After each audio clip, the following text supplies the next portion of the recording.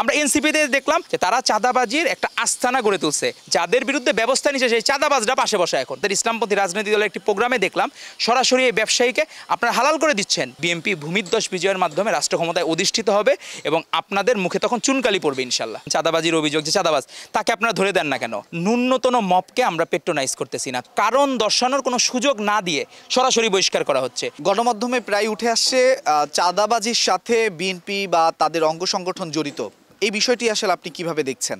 আপনি দেখবেন যে একটি দল বা বিভিন্ন মতাদর্শের লোক, ইসলামপন্থী রাজনৈতিক দল বা বিভিন্ন কিছু সিইসি নুরুল হুদা সাহেবকে যখন জুতার মালা পরানো, চট থাপ্পড় দিল, এটাকে তারা অ্যাপ্রিসিয়েট করতেছে, কিন্তু তার বিরুদ্ধে কিন্তু আমরা পানিশমেন্ট নিচ্ছি, তাকে অলরেডি সে কিন্তু জেলে আছে।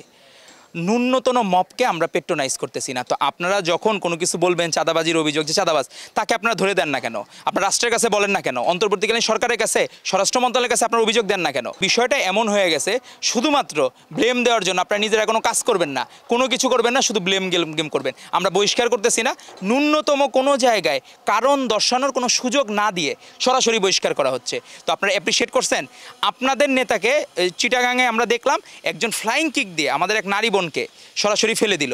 তাকে আপনারা কি করলেন? অনেক কিছু সামাজিক যোগাযোগের মাধ্যমে ভাইরাল হওয়ার পরে তখন আপনারা তাকে বহিষ্কার করলেন। আবার কি করলেন? যখন কারাগারে গেল তার কিছুদিন পরে ফুলের মালা দিয়ে নিয়ে আসলেন। আমরা এনসিপিতে দেখলাম যে চাঁদাবাজদের মিরপুরে একটা রিপোর্ট হয়েছিল যে তারা চাঁদাবাজির একটা আস্তানা গড়ে তুলছে, এই নতুন নব্য গঠিত এনসিপি।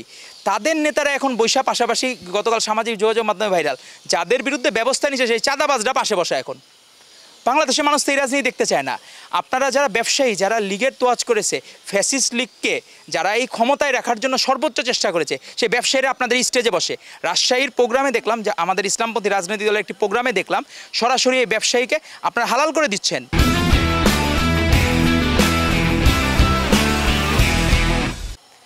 এখন চাঁদাবাজদের পৃষ্ঠপোষক আপনারা হয়ে আপনারা ব্লেম দিচ্ছেন আমাদের নামে।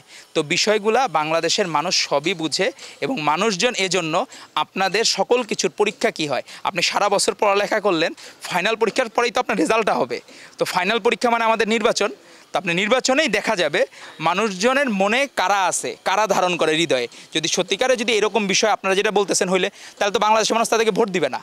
কিন্তু বিষয়টা যদি আপনার মিথ্যা হয়, তাহলে বাংলাদেশের মানুষ এইটাই প্রমাণ করবে যে অতীতেও যেমন প্রায় প্রতিবারই 40%-এর উপর ভোট নিয়ে বিএনপি কিন্তু প্রতিবার ভালো করেছে রেজাল্ট, যতবার সুষ্ঠু নির্বাচন হয়েছে। তো আমরা আশা করি সেই ধারাবাহিকতা ঠিক থাকলে বিএনপি ভূমিধ্বস বিজয়ের মাধ্যমে রাষ্ট্র ক্ষমতায় অধিষ্ঠিত হবে এবং আপনাদের মুখে তখন চুনকালি পড়বে ইনশাল্লাহ। দেখা গেছে যে বিভিন্ন রাজনীতি বিভিন্ন কথা বলে, বিভিন্নভাবে হালাল করা চাচ্ছে কিনা, তারা বিভিন্নভাবে এই চাঁদাগুলাকে হালাল করার জন্য কোনো না কোনোভাবে ইনভলভ কিনা, দেশের বাইরে যেগুলো আছে এগুলো কেন অন্তর্বর্তী সরকার আনতেছে না কেন? এই যে এই জায়গাগুলো, এগুলো কাদের প্রপার্টিস? জনগণের প্রপার্টিস। এই জায়গাগুলো আপনি নিয়ে আসতে পারতেছে না কেন?